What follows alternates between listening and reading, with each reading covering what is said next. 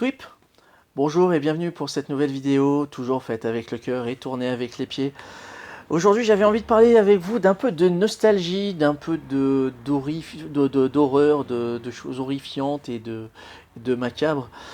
Pour celles et ceux d'entre vous qui avaient grandi dans les années 80-90, vous avez dû certainement connaître un segment d'émission sur la chaîne M6 qui s'appelait Les Jeudis de l'Angoisse, et durant laquelle étaient diffusées des séries comme Aux frontières du réel, Au-delà du réel, et surtout celle dont on va parler aujourd'hui, et qui est à l'origine une série de comics. Je veux bien évidemment parler des Contes de la Crypte, Tales from the Crypt en VO.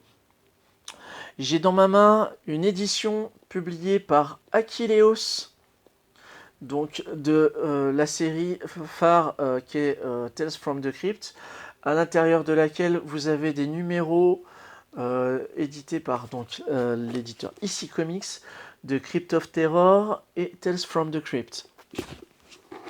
Pourquoi j'ai décidé de vous parler de ce titre en particulier? Tout simplement parce que je me suis dit que si vous voulez vous intéresser aux médias du comics et que vous n'êtes pas forcément attiré par les comics de super-héros dont le genre est prédominant dans cette catégorie de livres-là, sachez qu'il existe des comics qui traitent d'autres thèmes, des comics d'aventure, des comics de romance, de science-fiction et d'horreur. Et Tales from the Crypt est parmi l'un des premiers à avoir clairement marqué le genre. L'objet en lui-même est très sympathique, hein, on est en couverture rigide. Le prix, c'était combien à l'époque? 26 euros. 26 euros pour un album en dur. On a à l'intérieur quelque chose comme... je crois qu'il y a la numérotation. Il n'y a pas la numérotation. Eh bien, c'est fort dommage.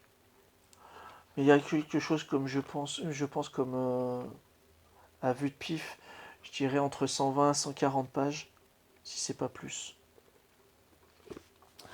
Et la force de ce titre, c'est que les planches sont en noir et blanc.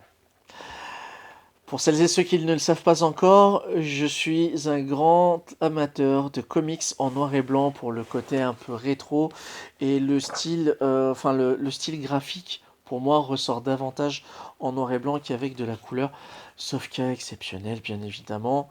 Je vais pas bouder bon plaisir sur des comics en couleur.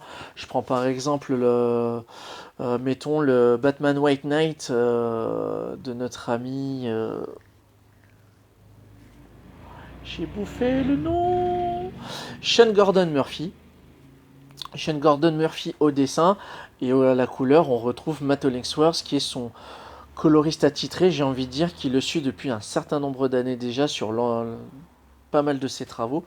Je vais pas bouder mon plaisir sur le travail de Hollingsworth, mais si j'ai l'occasion de me pencher sur une version noir et blanc, je vais clairement me pencher là-dessus. Alors, Tales from the Crypt, de quoi ça parle? Eh ben, en fait, ça parle de petites histoires, des des petits contes macabres, si vous voulez, qui est tenu par le gardien de la crypte. Alors, je vais essayer de faire un point si vous arrivez à voir. Dans la série télévisée, c'était une sorte de momie putréfiante animée par Animatronic qui animait la rubrique. Et en fait, en réalité, c'est un vieux dégueulasse, j'ai envie de dire. Généralement, voilà, c'était le gardien de la crypte, la vieille sorcière ou le gardien du caveau qui annonçait le début de l'histoire. C'est des histoires relativement courtes, généralement entre 4 et 8 pages, qui vont poser en fait le tableau très rapidement. On n'a pas le temps de s'attacher au personnage, hein, ni quoi que ce soit. On rentre direct dans le vif du sujet. Et c'est généralement l'attrait particulier des contes de la crypte, c'est qu'il y a toujours un dénouement qui est reposé soit sur un rebondissement ou par un effet inattendu. Un peu ce qu'on pouvait trouver dans la littérature jeunesse avec les livres Chair de poule de R.L. Stein. Là, c'est un petit peu dans le même style, mais en plus dégueulasse, on va pas se le cacher. J'ai de très très bons souvenirs de la série des Contes de la Crypte, notamment un numéro réalisé par Toby Hooper, le réalisateur du film original de Massacre à la tronçonneuse, dans lequel on trouvait James Remar, le papa de Dexter, et Whoopi Goldberg dans le rôle d'une domestique vaudou. Il y a également John Rhys Davis dans cet épisode. John Rhys Davis, ce cher Salah, compagnon de Indiana Jones, plus encore de Gimli dans Le Seigneur des Anneaux ou Professeur Arturo dans Sliders. Notez la digression qui est en train de partir un peu en vrille. Tout ça pour dire que c'était un épisode qui m'avait beaucoup marqué parce qu'en fait l'histoire était assez courte mais était très efficace dans sa narration. Et certains épisodes de Tales from the Crypt en comics sont de ce même calibre-là. Et si vous voulez vous pencher dessus, il y a plusieurs tomes. Là, je n'ai que le numéro 1. J'aimerais beaucoup pouvoir faire la collection avec les numéros suivants. Il va y avoir des histoires de loups-garous, des histoires de zombies, de potions d'amour qui marchent pas comme prévu, de psychose ambiante dans une cabane dans les bois alors qu'il y avait une proposition de mariage ou des trucs comme ça. C'est c'est très marrant, c'est de l'humour cynique, de l'humour noir, mais j'aime beaucoup ce titre. Donc si vous voulez vous plonger sur l'univers du comics sans passer par la case super-héros, sachez qu'il existe d'autres moyens, et Tales from the Crypt est de cela. J'aimerais vous montrer quand même quelques planches avant de finir. Alors moi, le truc qui me fait rire, c'est... Voilà. En deuxième de couvre, un loup-garou géant qui surplombe une ville.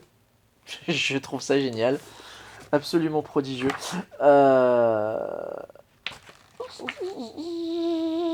Oui, parce que j'aime les loups-garous pour celles et ceux qui ne le sauraient pas encore. Donc là, hop, vous voyez, on est sur du noir et blanc. Comme cela. Ah, qu'est-ce que je disais? La malédiction de la pleine lune.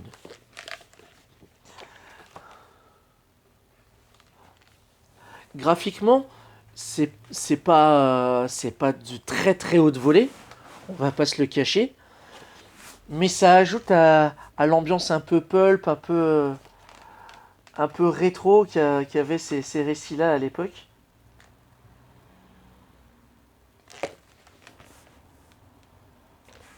Cette histoire, elle est pas mal. Celle-là, je l'ai bien aimée.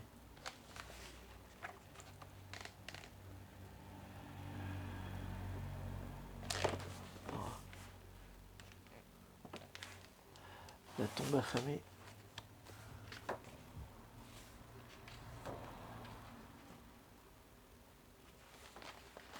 Ah, pardon.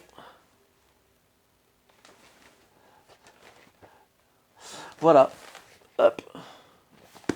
Donc c'était mon conseil du jour, si vous voulez vous plancher là-dessus. C'est édité chez Akileos, ça coûtait à l'époque 26 €. C'est trouvable chez vos libraires ou commandé chez des bouquinistes spécialisés. S'il vous plaît, ne faites pas le jeu d'Amazon, surtout en ces périodes de reconfinement. Sollicitez davantage vos libraires. La plupart pratiquent le click and collect. S'ils ne le font pas, demandez à ce qu'ils vous le mettent éventuellement de côté. Il y a plusieurs numéros. Je crois ne pas me tromper en disant qu'il existe quelque chose comme 5 ou 6 tomes, je crois, si ce n'est pas plus. N'hésitez pas à me corriger dans les commentaires. Ici Comics, qui est donc un éditeur américain spécialisé dans ce type d'ouvrage. Dans leur catalogue, vous avez Crypt of Terror, Vault of Terror, des choses dans ce genre-là. Et Akileos, du coup, les rassemble dans un tome comme celui-ci. Quatrième de couve, voilà, pour vous donner une idée de quoi ça ressemble. Vous avez les couvertures originales. Et c'est sur cette fabuleuse image que je vais vous laisser là. Je vous remercie d'avoir regardé cette vidéo jusqu'au bout. N'hésitez pas à réagir dans les commentaires si vous avez lu ce titre ou si ça vous a donné envie de le découvrir. Dans tous les cas, je vous dis prenez soin de vous et à bientôt pour une prochaine vidéo. Plus une funkitude, ciao!